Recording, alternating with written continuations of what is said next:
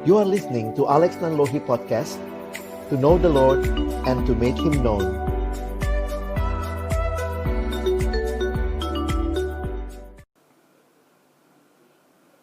Baik teman-teman sekalian, adik-adik yang dikasihi Tuhan, mari kita berdoa sebelum membaca merenungkan firman Tuhan.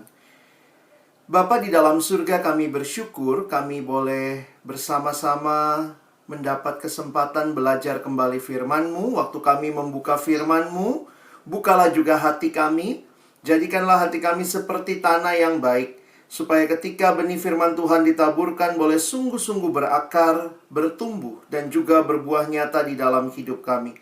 Berkati hamba-Mu yang menyampaikan, setiap kami yang mendengar. Tuhan, tolonglah kami semua, agar kami bukan hanya jadi pendengar-pendengar firman yang setia, tapi mampukan dengan kuasa dari Roh-Mu yang kudus, kami dimampukan menjadi pelaku-pelaku firman-Mu di dalam kehidupan kami, di dalam masa muda kami. Bersabdalah ya Tuhan, kami anak-Mu sedia mendengarnya, dalam satu nama yang kudus, nama yang berkuasa, nama Tuhan kami Yesus Kristus. Kami menyerahkan pemberitaan firman-Mu. Amin. Selamat pagi adik-adik sekalian, bersyukur boleh melayani hari ini di ibadah hari Minggu Persekutuan Teruna GPIB Kelapa Gading. Kak Alex akan coba share screen ya, dan berharap juga kita bisa mengikuti dengan berharap sinyal yang baik semua ya. Oke, sebentar.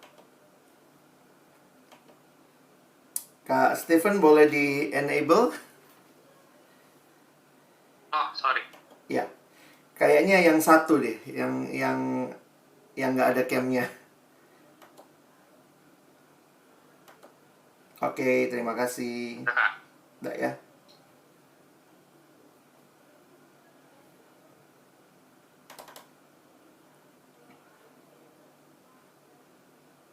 Oke. Ya, teman-teman, kesempatan ini sama-sama kita akan melihat apa yang firman Tuhan sampaikan buat kita. Jadi kita bicara tentang bersama Tuhan aku bisa. Ayatnya cukup panjang, tapi nanti Kak Alex akan ajak kita membacanya nanti sambil mengikuti alur ceritanya ya. Nah, Kak Alex ingin masuk dulu mengajak kita melihat begitu ya, bahwa situasi memang tidak mudah. Kita masih dalam situasi corona, dan ini jadi pergumulan yang tidak mudah buat dunia.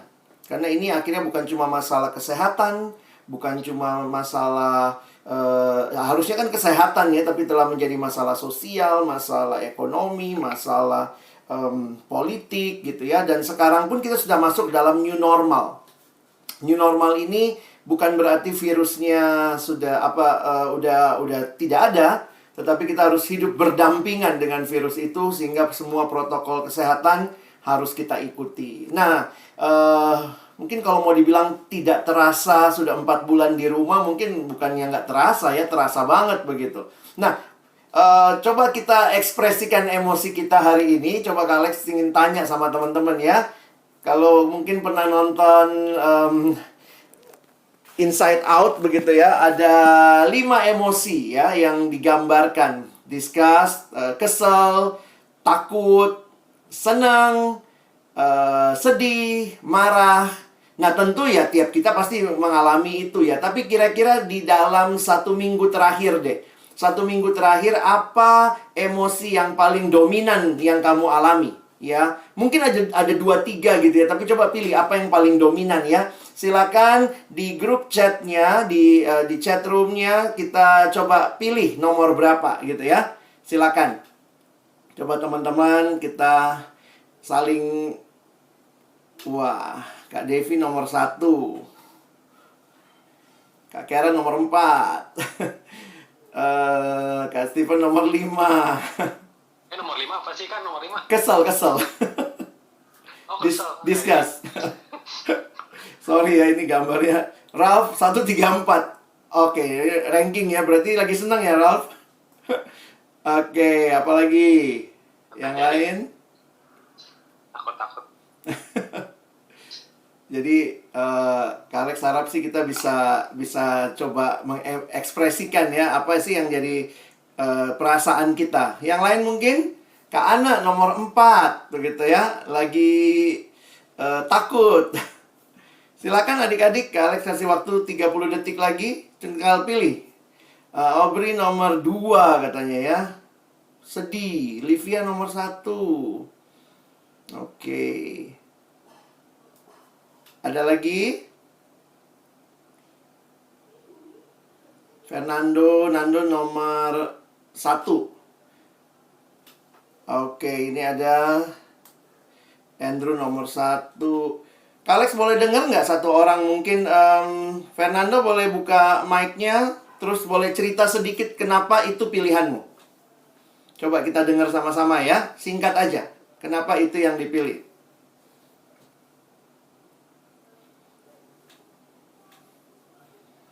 Gimana, Dek? Iya, Kak. Kok milihnya nomor 1? Kenapa? Lagi apa nih? Senangnya kenapa?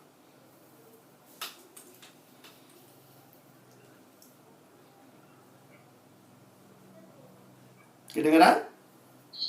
Nomor 1 itu seneng ya, Kak? Nomor 1 senang. Kamu lagi senang apa nih minggu ini? Nomor 1 itu seneng ya, Kak? Iya, senang. Ya, tugas-tugasnya nggak begitu banyak, Kak. Nggak Oh, kayak gitu. biasa-biasanya. Jadi senang ya? Tugas Thank sekolah. you. Itu Iya. udah masuk sekolah belum? Udah. Udah ya?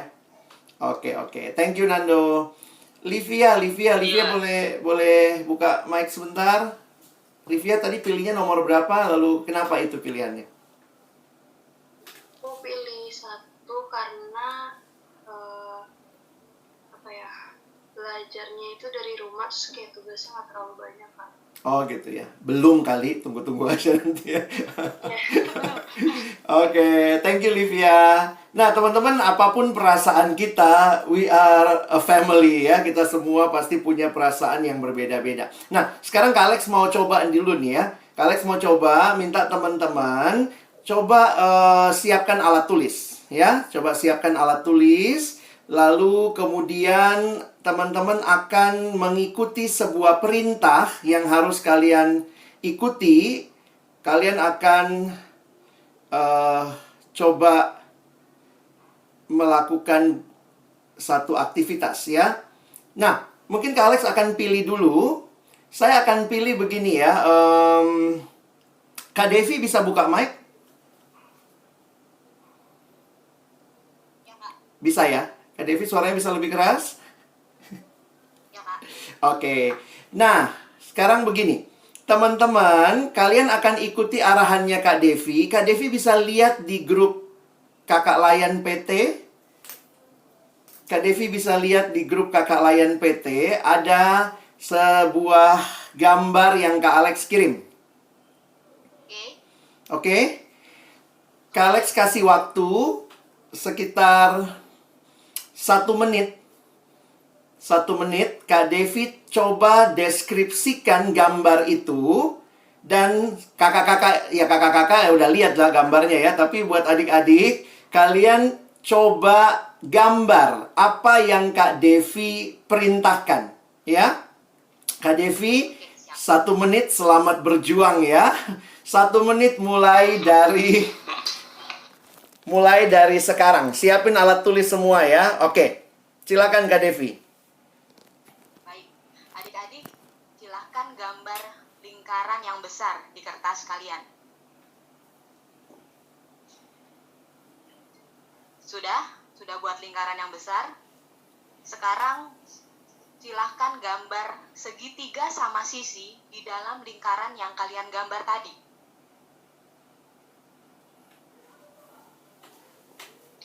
Oke.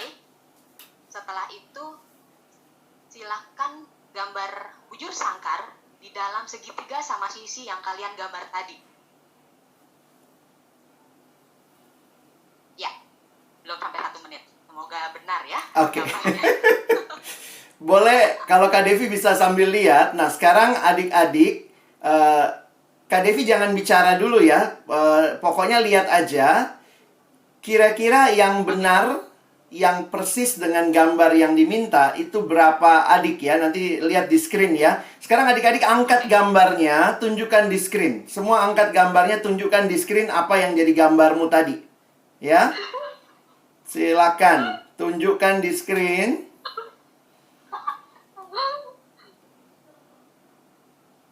Oke. Kakak-kakak bisa ikut lihat ya. Mana yang lain? Ayo, Ulang, ulang. angkatnya agak lama ya. Tunjukkan. Deketin ke kamera. Deketin ke kamera, Ralph. Itu Oke. yang belum nyalakan video boleh nyalakan. Yang belum ininya. nyalain video. Oke, Ralph. Oke. Aubrey. Aurel sama oke. Aurel, Aubrey, benar nggak? Andrew. Andrew, mana gambarmu, Andrew? Andrew, Ano, Mel. Ano. Lagi di Oke, gambar. Gata, oke. Lagi di gambar. Oh iya, ada instruksi gue yang. Oke. Tahan, Kak. Tahan, Kak Devi. Oh, iya. Tahan, Kak Devi. Adik-adik, Mel mana Mel? berapa Kak Devi yang benar? Tapi pas dari semua Devi lihat yang bener persis banget nggak ada sih. Kak. Kalau boleh ada 100%, 70%, Oh, gitu ya? 70% lah ya. Oh, oke. Nah, adik-adik coba lihat ya. Ini gambar yang Kak Devi minta kalian gambar, oke? Bisa lihat di screen? Boleh Kak Alex dengar dari Ralph? Ralph, Dari Ralph coba. coba.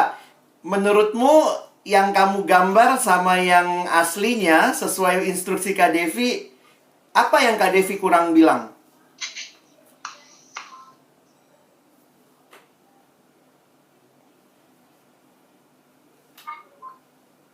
Coba Ralph dinyalain ininya ya, mic-nya. Kayaknya nggak ada sih kak kayaknya. Nggak ada. Jadi, tapi kenapa gambarmu nggak sama seperti yang ini? Ada nggak instruksi Kak Devi yang kurang? Kayaknya mungkin segitiganya kurang gede kali ya. Oleh itu kan agak gede gitu. Punyaku kan agak kecil. Iya. Nah gitu. Harusnya Kak Devi ngomongnya apa? Mana ya?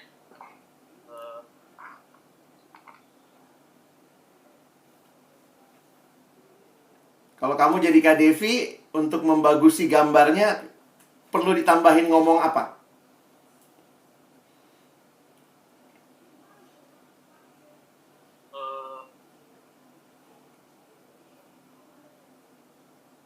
Nggak tahu juga deh kak. Mana ya? Oke, thank you. Nggak apa-apa, Ralph. Coba, Aubrey. Kalau lihat gambarnya sama yang gambar yang Aubrey buat, sama nggak? Beda kak. Beda. Kalau kamu jadi Kak Devi nih, Aubrey akan tambahin perintah apa? Nggak tahu. Coba Kak Alex lihat gambarnya tadi. Itu kan ada ditambahin. Oh. Rata-rata bikinnya itu ya, segitiganya kecil ya. Iya. Oke. Iya. Nah, kalau Kak Devi boleh ngulang begitu, apa yang perlu Kak Devi tambahin sebagai instruksi? Iya, aku bilangnya ketika habis sudah lingkaran besar, terus gambarkan segitiga di dalam lingkaran, segitiga sama sisi di dalam lingkaran, di mana setiap sudutnya menyentuh bagian lingkaran Wes. yang pertama digambar. Gitu. Kalau kayak gitu mungkin pada, oh iya ya, nyentuh ya, kan ada kata itu ya. Gede ya kan? Iya. Thank you Kak Devi. Ini membuat kita sadar memang tidak mudah. Makasih Kak. Nggak mudah memberi instruksi. Buat kita yang memberi instruksi nggak mudah. Buat yang dengar instruksi juga sama nggak mudahnya gitu ya. Oke. Sekarang boleh nggak Kak Alex pilih lagi satu kakak? Kak Karen bisa nyalain mic-nya dong ya. Oke kak. Oke. Sebentar. Saya minta, ini saya kasih waktu sekitar 2-3 menit ya. Bisa tolong? Teman-teman siapin lagi alat tulisnya. Udah terima gambarnya, Ren? Siap ya?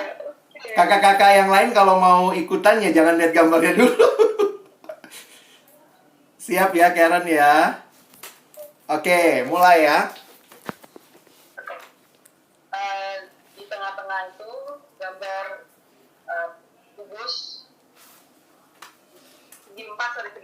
persegi empat. Nggak pakai tangan, Karen. Kotak. Oh iya, Kak. Kotak.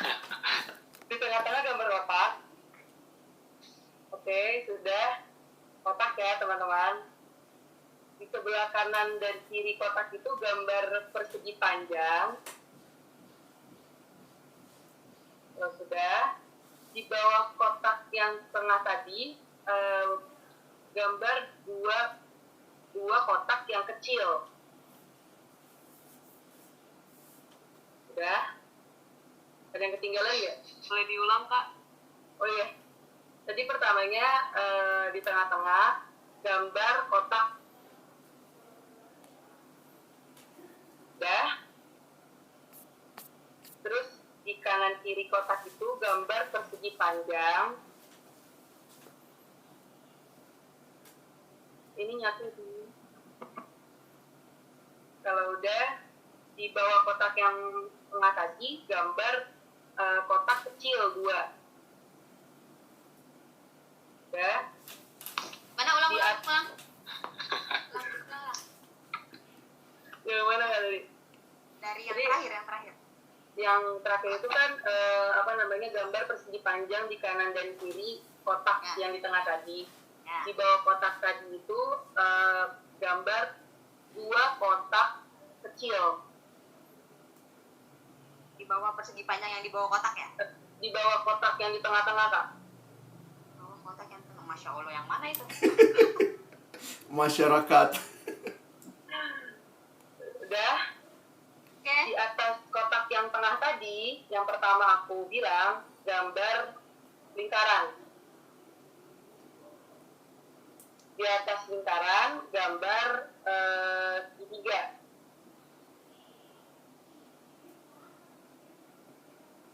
Udah. Di dalam lingkaran gambar apa ini ngomongnya? Dua. Di dalam lingkaran gambar 2 lingkaran.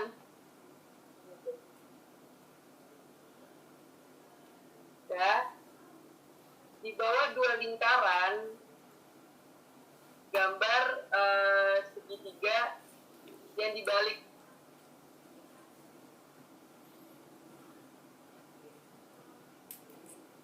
Udah? Udah, udah sih kok. Sekarang gini ya. Jangan ngomong dulu, nanti Kak Alex akan kasih kesempatan kakak yang lain mungkin bisa mencoba ya. Tapi kita lihat dulu. Coba adik-adik angkat gambarnya sebentar. Kita lihat. Coba tunjukin. Oke. Livia. Oke. Iya. Oke. Karen kalau lihat berapa banyak yang mendekati? Nggak usah bilang siapa, tapi berapa banyak kira-kira yang mendekati? Itu yang Angry Bird biru punya siapa ya? Aubrey ya? Aha. Aubrey ya? Punya siapa? Oh iya, Ah, oke. itu.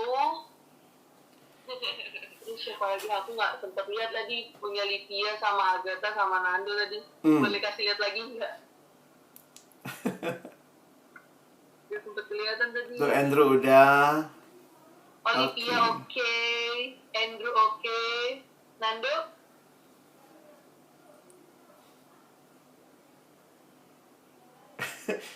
Transformers si Nando. Iya. Oke lah. Oke deh, udah. Thank you ya. Ya, Coba Kak Alex tanya sama Livia. Livia, waktu dikasih instruksi itu memang langsung kebayang nggak? Atau kamu bayanganmu sendiri tuh? Waktu dikasih tahu yang persegi panjang sama yang 2 kotak di bawah tuh kayak udah kebayang mau gambar ini. Oh, ini bakal gambar apa ya? Kira-kira jadinya gambarnya apa tuh, menurutmu? Ya orang itu. Orang gitu ya? Oke.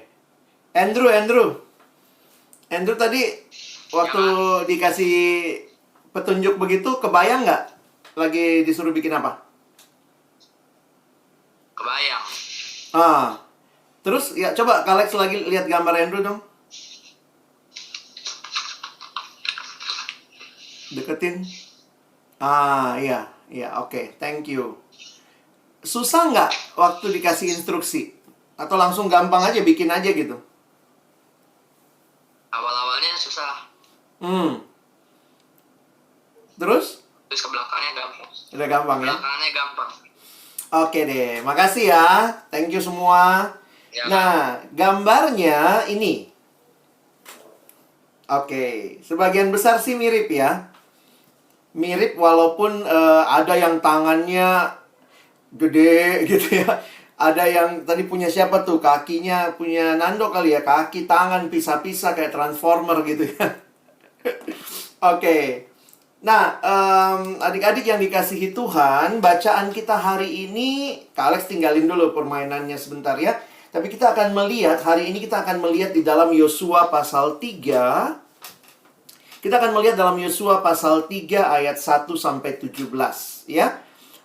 Adik-adik, kakak-kakak yang dikasihi Tuhan, kita akan lihat ini di layar. Kak Alex sudah tulis ayat-ayatnya ya. Nah, kita coba lihat, ini satu peristiwa yang terjadi dalam kehidupan umat Israel.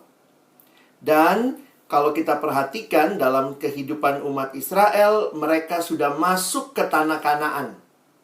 Nah, waktu itu mereka dipimpin oleh Yosua ya. Jadi ingat, ini Israel sudah masuk tanah Kanaan. Mereka akan segera menaklukkan tanah Kanaan. Musa nggak ikut, Musa sudah meninggal. Dan kemudian Yosua lah yang sekarang memimpin bangsa Israel. Nah, ada beberapa hal yang menarik yang Kak Alex ingin kita pelajari dari kepemimpinan Yosua dan juga umat Allah ketika masa itu ya, untuk tema kita pagi ini. Nah, Yosua bangun pagi-pagi, lalu ia dan semua orang Israel berangkat dari Sitim, dan sampailah mereka ke sungai Yordan. Maka bermalamlah mereka di sana sebelum menyeberang. Teman-teman, ini sedikit kalau mau lihat di mana Sitim, coba lihat ya. Nah, coba besarkan di situ ya, itu dalam bahasa Inggris ya. Mereka berkemah di Sitim. Nah, Sitim itu garis-garis yang warna biru itu sungai Yordan. Jadi kalau teman-teman perhatikan, sungai Yordan itu kan mulai dari atas tuh. Dari atas ada yang namanya Danau Galilea, atau biasa disebut Danau Genesaret. Itu mengalir, turun di sungai Yordan menuju ke Laut Mati. Jadi Israel ada di sebelah kanan tuh. Lihat ya, di kanan. Mereka masih ada di Sitim. Mereka mau menyeberangi sungai Yordan. Dan memang kalau kita ingat ceritanya, sesudah mereka masuk ke menyeberang, maka mereka menaklukkan kota Yeriko. Teman-teman bisa lihat ada kota Yeriko di situ ya. Nah, ini diceritakan bagaimana mereka waktu mulai menyeberangi.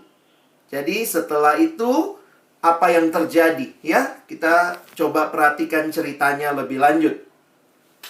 Jadi setelah lewat 3 hari, ternyata mereka waktu itu setelah 3 hari, para pengatur pasukan menjalani seluruh perkemahan dan memberi perintah kepada bangsa itu, katanya, segera sesudah kamu melihat tabut perjanjian Tuhan Allahmu yang diangkat para imam yang memang suku Lewi, maka kamu harus juga berangkat dari tempatmu dan mengikutinya.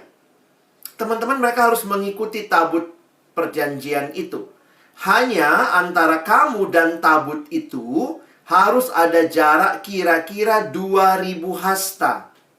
Kak Alex cek itu secara meter, kira-kira 900 meter panjangnya. Janganlah mendekatinya, maksudnya supaya kamu mengetahui jalan yang harus kamu tempuh, sebab jalan itu belum pernah kamu lalui dahulu. Jadi, tabut itulah yang akan memimpin mereka di depan untuk mulai masuk ke daerah Kanaan. Berkatalah Yosua kepada bangsa itu, kuduskanlah dirimu sebab besok Tuhan akan melakukan perbuatan yang ajaib di antara kamu. Menarik ya kalimatnya, perbuatan yang ajaib. Dan kepada para imam itu Yosua berkata, demikian, angkatlah tabut perjanjian dan menyeberanglah di depan bangsa itu. Teman-teman, tabut perjanjian itu adalah simbol kehadiran Allah. Di dalamnya ada loh batu, ada tongkatnya Harun. Jadi itu waktu itu mereka mengangkut ya. Tabut itu masih movable, bisa pindah-pindah gitu ya. Jadi mereka tiap kali berangkat, mereka mengangkat tabut perjanjian itu. Maka mereka mengangkat tabut perjanjian dan berjalan di depan bangsa itu. Dan Tuhan berfirman kepada Yosua, pada hari inilah aku mulai membesarkan namamu di mata seluruh orang Israel supaya mereka tahu bahwa seperti dahulu aku menyertai Musa, demikianlah aku akan menyertai engkau. Maka kau perintahkanlah kepada para imam pengangkat tabut perjanjian itu demikian. Setelah kamu sampai ke tepi air, sungai Yordan, haruslah kamu tetap berdiri di sungai Yordan itu. Nah, teman-teman lihat lagi ya. Lalu berkatalah Yosua kepada orang Israel, datanglah dekat dan dengarlah firman Tuhan Allahmu. Lagi kata Yosua, dari hal inilah akan kamu ketahui bahwa Allah yang hidup ada di tengah-tengah kamu, dan bahwa kamu sungguh-sungguh akan dihalaunya. Sungguh-sungguh akan dihalaunya. Nah, lihat nih, ini daftar penduduk Kanaan yang harus dihalaukan ya. Orang Kanaan, orang Het, orang Hewi, orang Feris, orang Girgasi, orang Amori, dan orang Yebus. Itu dari depan kamu. Nah, Kak Alex kasih petanya lagi. Kalian lihat ya. Coba lihat tuh, ada nih orang Kanaan. Ini ya, lihat kursor saya. Ini ada orang Kanaan, orang Feris. Nah, ini semua dalam bahasa Inggris ya. Orang Het. Ini orang Het yang ini. Orang Het ya. Ini orang Hewi. Nah, ini di sini yang nggak kelihatan ketutup, ini orang Amori. Jadi memang Tuhan memimpin mereka menduduki tanah Kanaan itu yang di dalamnya ada bangsa-bangsa yang harus dikeluarkan dari situ karena Tuhan mau memberikan tanah itu kepada orang Israel. Maka perhatikan, sesungguhnya tabut perjanjian Tuhan semesta bumi berjalan menyeberang di depan kamu, masuk ke sungai Yordan. Maka sekarang pilihlah 12 orang dari suku-suku Israel, seorang dari tiap-tiap suku. Segera sesudah kaki para imam pengangkat tabut Tuhan semesta bumi berhenti di dalam air sungai Yordan, maka air sungai Yordan itu akan terputus. Air yang turun dari hulu akan berhenti mengalir menjadi bendungan. Dan ketika bangsa itu berangkat dari tempat perkemahan mereka untuk menyeberangi sungai Yordan, para imam pengangkat tabut perjanjian itu berjalan di depan bangsa itu. Segera sesudah para pengangkat tabut itu sampai ke sungai Yordan, dan para imam pengangkat tabut itu mencelupkan kakinya ke dalam air di tepi sungai itu. Sungai Yordan itu sebak sampai meluap sepanjang tepinya selama musim menuai. Maka berhentilah air itu mengalir. Air yang turun dari hulu melonjak menjadi bendungan jauh sekali di dekat Adam, kota yang terletak di sebelah Sartan. Sedang air yang turun ke Laut Araba itu yakni Laut Asin terputus sama sekali. Lalu menyeberanglah bangsa itu di tentangan Yeriko. Tetapi para imam pengangkat tabut perjanjian Tuhan itu tetap berdiri di tanah yang kering di tengah-tengah sungai Yordan, sedang seluruh bangsa Israel menyeberang di tanah yang kering sampai seluruh bangsa itu selesai menyeberangi sungai Yordan. Teman-teman, Israel sudah pernah dipimpin Musa melalui Laut Merah. Waktu itu Tuhan melakukan mujizat ketika Musa memukulkan tongkatnya itu, lalu dikatakan airnya terbelah dua ya, lalu mereka menyeberang di tengah di tempat yang kering. Nah, itu generasinya papa mamanya mereka ini. Yang sama Yosua ini sudah anaknya, sudah generasi kedua. Nah, generasi kedua ini yang dipimpin Tuhan masuk ke tanah Kanaan. Perhatikan ya, Tuhan melakukan kembali mujizat melalui Yosua. Ya, nah, mungkin kalau kalian baca ceritanya tadi, ini gimana sih prosesnya? Nah, Kak Alex coba susun secara kronologis. Jadi kalian coba bayangkan ya. Sekali lagi mereka tuh mau menyeberangi sungai dari Sitim, mau nyebrang tuh. Makanya kalau ingat, begitu mereka menyeberang kan mereka sampai ke Gilgal nanti. Lalu dari Gilgal mereka kemudian menyerang Yeriko. Kalau kita ingat ceritanya. Jadi ini kira-kira gambarannya ya. Gambarannya mereka ini di seberang. Yang di depan itu di seberang, lalu itu sungai ya. Tentu sungainya nggak sekecil itu ya. Sungai Yordan itu gede teman-teman ya. Walaupun banyak yang bilang kayaknya Sungai Yordan mah nggak gede-gede amat, tapi tetap aja ada beberapa catatan yang perlu kita perhatikan. Nah, coba lihat ya, sekali lagi Kak Alex ulangi ceritanya. Jadi Yosua waktu itu bilang sama bangsa itu, ayo kita siap-siap, besok kita akan maju ke tempat itu. Lalu kalau kalian perhatikan, para imam, mereka yang akan mengangkut tabut perjanjian dan akan menyeberang di depan bangsa itu. Maka ini kira-kira tabut perjanjiannya. Diangkat seperti itu dan berjalan di depan bangsa itu. Nah, lalu kau perintahkan kepada para imam pengangkat tabut itu, setelah kamu sampai tepi Sungai Yordan, haruslah kamu tetap berdiri di Sungai Yordan itu. Nah, teman-teman, ada beberapa fakta yang dikasih tahu sama kita. Sungai Yordan itu ya namanya sungai ya pasti dalam, pasti juga. Walaupun mungkin Sungai Yordan nggak seluas atau nggak sepanjang Laut Merah, ya laut yang waktu itu dibelah oleh Musa. Tapi teman-teman bisa perhatikan ada keterangan yang Alkitab tulis di sini. Ya, Alkitab mengatakan kalimat ini, Sungai Yordan itu sebak. Nah, ini kita bingung apa sih sebak gitu ya? Sebak sampai meluap sepanjang tepinya selama musim menuai. Teman-teman, ini keterangan yang Alkitab sampaikan. Di dalam bahasa Indonesia sehari-hari, waktu Kak Alex cari, itu yang dimaksud pada waktu itu sedang musim panen, dan sebagaimana biasanya air Sungai Yordan meluap. Jadi memang kan sungai itu ada musim-musimnya. Nah, ini kalau musim panen, itu airnya meluap. Makanya lihat gambarnya. Kak Alex sengaja kasih kalian gambar supaya bisa membayangkan ada pohon-pohon itu di tengah, ya. Di tengah danau itu. Karena memang airnya meluap sampai ke pinggir-pinggirnya. Jadi saya bisa membayangkan, memang mereka tidak menyeberangi laut seperti Musa membawa bangsa Israel nyebrang laut. Tapi yang mereka seberangi ini adalah sungai yang sedang meluap. Jadi itu juga jadi catatan yang menarik di dalam Alkitab. Lalu ini mungkin yang kita suka bingung begitu ya. Gimana sih polanya? Ternyata agak beda memang dengan apa yang terjadi waktu Musa membelah Laut Merah. Karena kalau kalian lihat ceritanya, Sungai Yordan tidak terbelah dua. Jangan salah ya.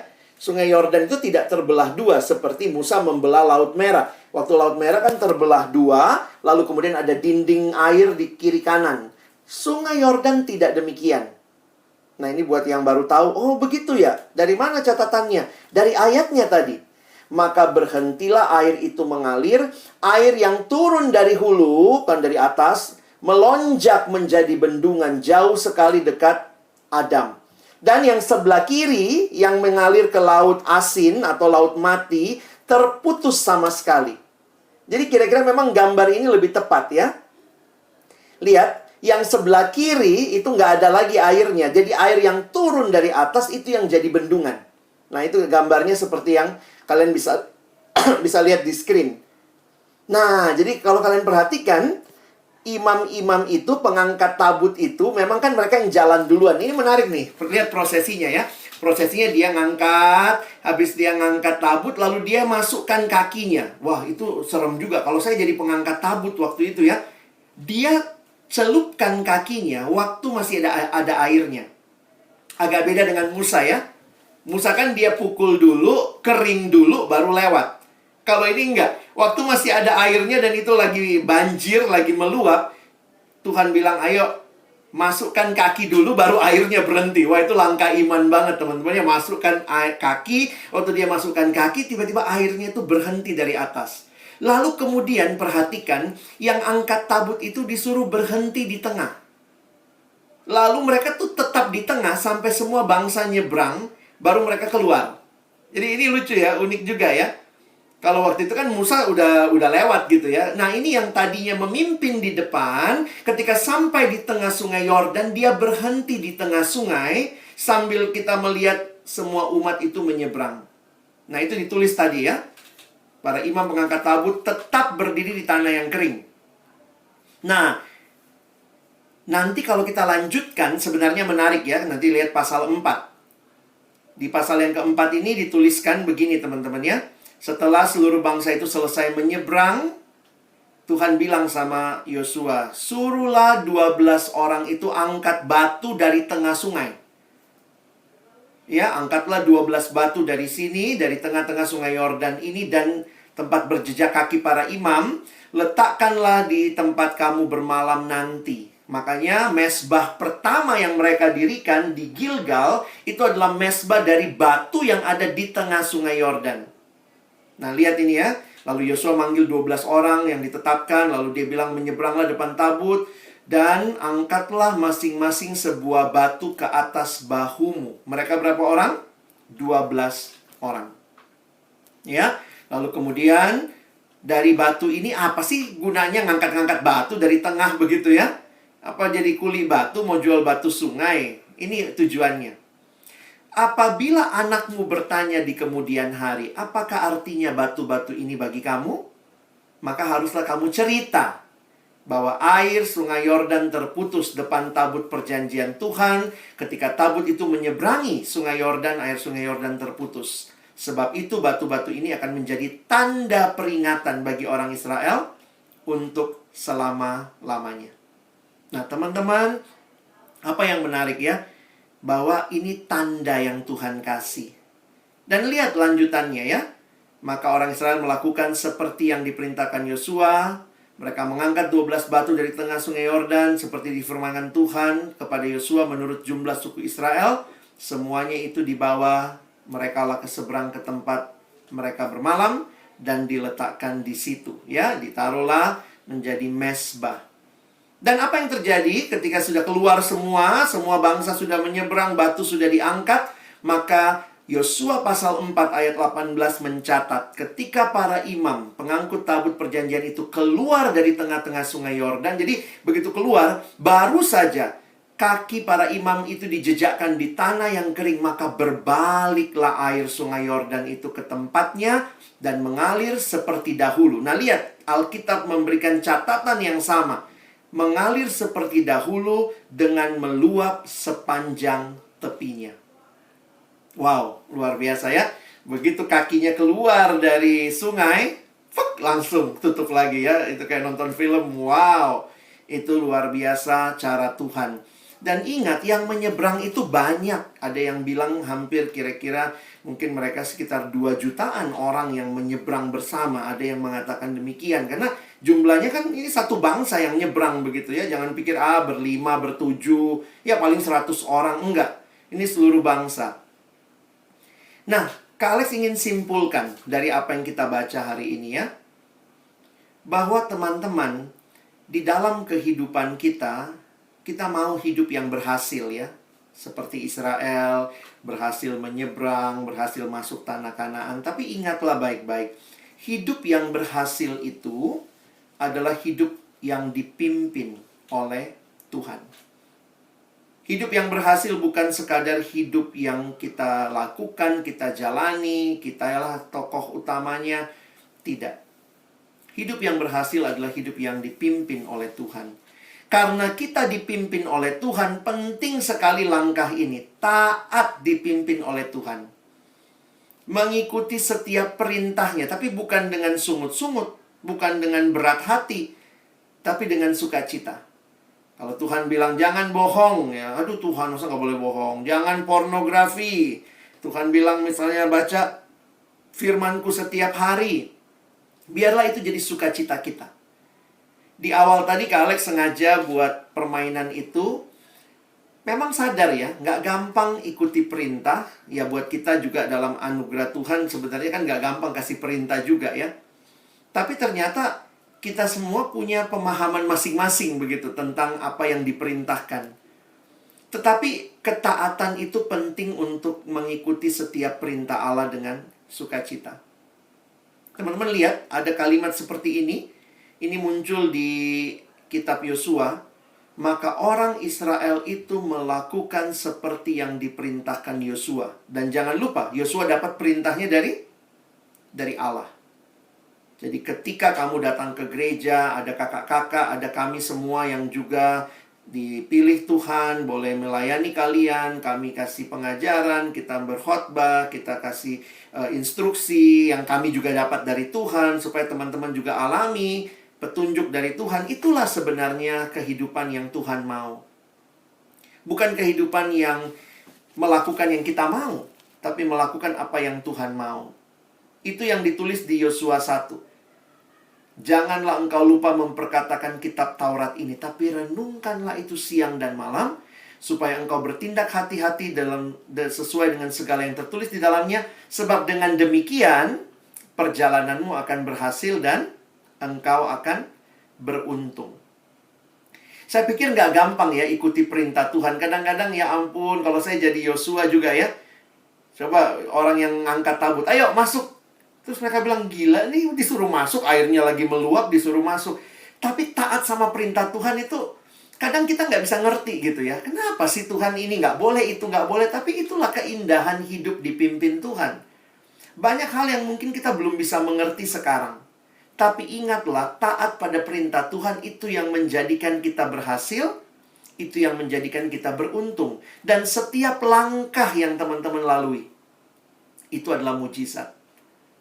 Kalau engkau taat, dipimpin Tuhan, maka langkah demi langkah yang kau nikmati, kau akan lihat mujizat Tuhan. Kalian sedang masuk semester baru, sudah mulai belajar lagi. Teman-teman ingat tema kita hari ini. Bersama Tuhan aku bisa. Tapi bersama Tuhan bukan berarti jadikan Tuhan sewaktu-waktu. Kalau kita lagi butuh baru cari Tuhan, lagi butuh baru cari Tuhan. Tapi bersama, dipimpin Tuhan, taat pada perintah Tuhan. Itu menolong kita bisa menjalani hari-hari hidup kita ke depan. Jadi teman-teman, firman Tuhan hari ini mengingatkan, dipimpin Tuhan itulah hidup yang berhasil dan beruntung. Bersama Tuhan aku bisa. Kita nggak tahu nih, sampai kapan corona. Kita nggak tahu pergumulan apa nih. Wah, tugas sekolah masih belum banyak, tapi jangan-jangan ke depan makin banyak tugas. Bisa nggak kita lalui? Bisa. Bersama dengan Tuhan, kita dapat kekuatan. Bersama dengan Tuhan, kita taat perintahnya. Kita lakukan dengan sukacita. Nah, kiranya firman Tuhan hari ini menguatkan kita sebagai teruna, kakak layan, kita semua melangkah di dalam ketaatan bersama dengan Tuhan. Sebagaimana Tuhan telah pimpin Israel melalui Yosua. Dan mereka masuk tanah Kanaan. Memang waktu kamu baca ceritanya lebih lanjut, nanti mereka bandel juga ya. Jatuh lagi, bikin dosa lagi. Tapi Kak Alex melihat yang indah adalah Tuhan hadir dan menyertai mereka selalu. Disitulah kita senantiasa bisa datang kembali, berdoa, berharap kepada Tuhan. Selamat menjalani hari-hari ke depan sebagai teruna dengan mengingat prinsip ini ya. Bersama Tuhan aku bisa. Amin. Kak Alex akan pimpin doa syafaat sekaligus meresponi firman Tuhan. Kalau ada yang ingin didoakan, silakan. Boleh chat mungkin, atau mungkin ada yang mau buka mic biar cepat apa yang teman-teman mungkin ingin doakan secara khusus. Kalau ada, silakan.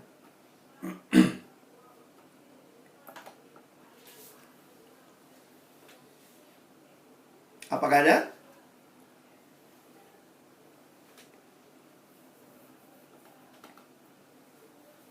Semua sehat? Keluarga sehat? Boleh, Kak Devi silakan.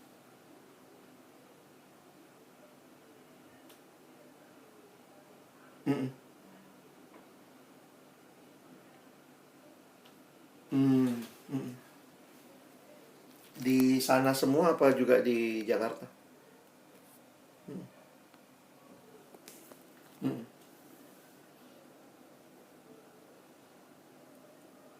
Oke.